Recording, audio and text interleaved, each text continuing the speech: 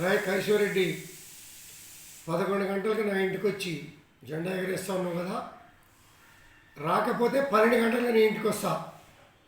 broker నా కొడుక పార్టీలో చేరి పార్టీని బస్టు పట్టించింది కాక,